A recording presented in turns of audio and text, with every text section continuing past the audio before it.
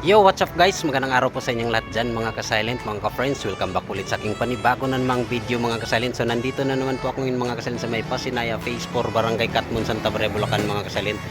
So ito na po yung pinaka-latest update dito mga ka-silent ni Pasinaya Phase 4. So ipakita ko muna sa inyo ng panandalin mga ka-silent kung gaano naka-improvement dito mga ka-silent. Oh. Napakabilis ng panahon mga ka-silent. Oh. Occupy na lahat ng mga vacant area dito mga ka-silent sa may Pasinaya Phase 4. So pakita ko lang sa inyo ng panandalian. So kunin na rin natin yung mga hinihinaing nila dito mga ka-silent, kung ano yung mga side issue nila, kung ano yung mga dapat pang i-improve dito mga ka-silent. So pakita ko muna sa inyo ng panandalian mga ka-silent. So yun mga ka-silent, abangan nyo mamaya mga ka-silent. So ipapakita ko sa inyo ng panandalian yung hindi naman buong paligid mga ka-silent. So yung mga pinaka-importante lang mga ka-silent di Pasinaya Phase 4 yan. Napakaraming tindahan na dito mga ka-silent. Oh. Napakaraming ng mga nagtitinda. Oh. Ocupado na lahat ng area. So update ko kayo mamaya mga ka-silent. So let's go.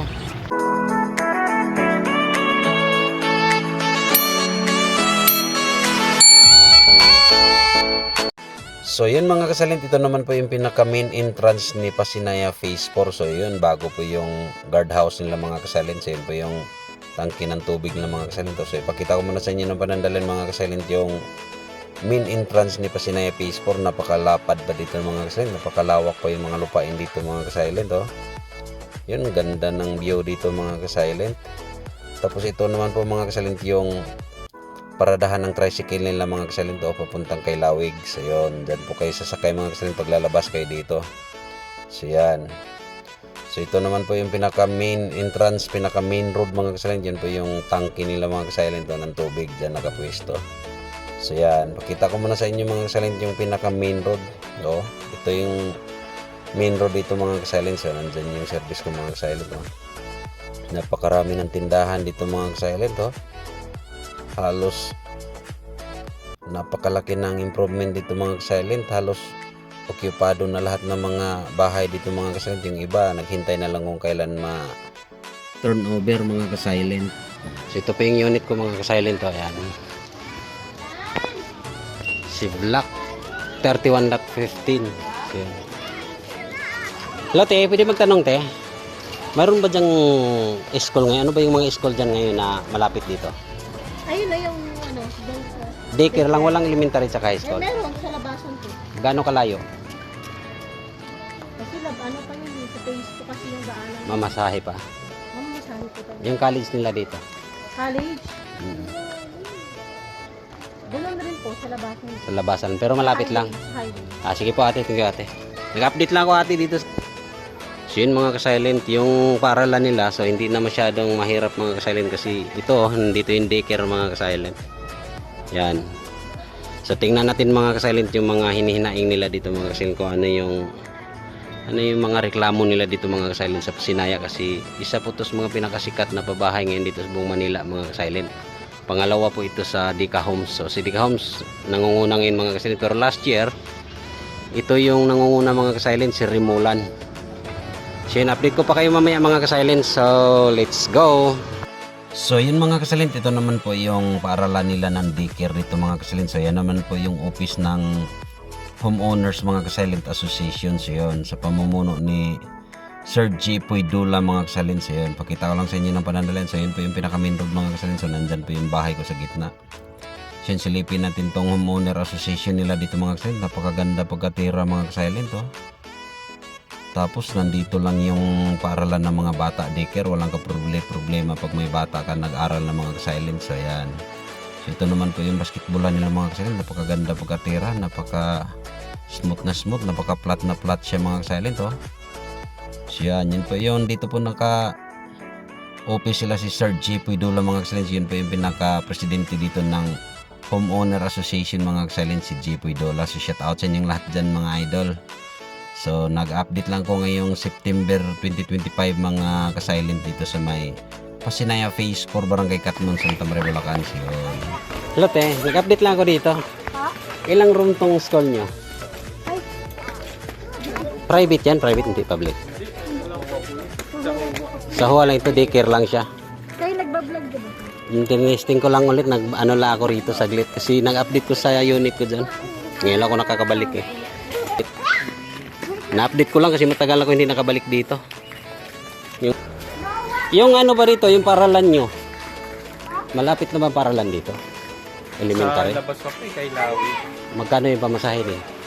Ang single po dito, 60. Mahal din pala, kaya pala ano, mahirapan din pag may pipira dito.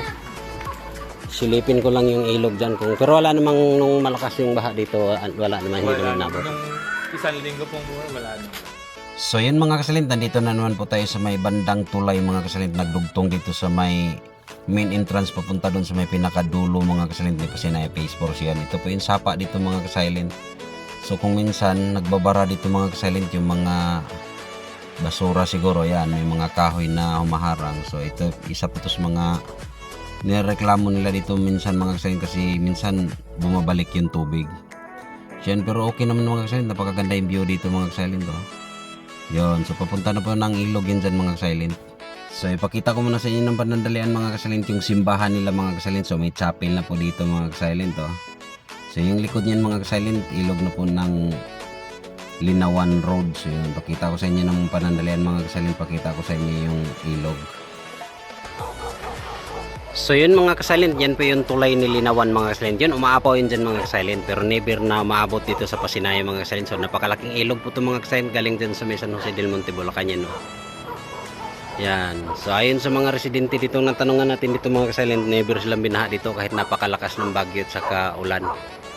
Yan, ito po yung pinakadulo mga kasalint dito sa may bandang Muson. Yan, yun yung nagdugtong ng Muson saka Santa Maria mga kasalint, yung tulay na yan. Yung tinatawag na tulay ni Linawan. So dito po yung chapel nila mga kasalint oh. Yan. Ganda mga kasalint, ganda ng view dito. Yan, may flood control dito mga kasalint pero private na to mga kasalint. Yan, pakita ko lang sa inyo ng panandalian yung chapel nila rito. Yan. Dito po yung chapel dito.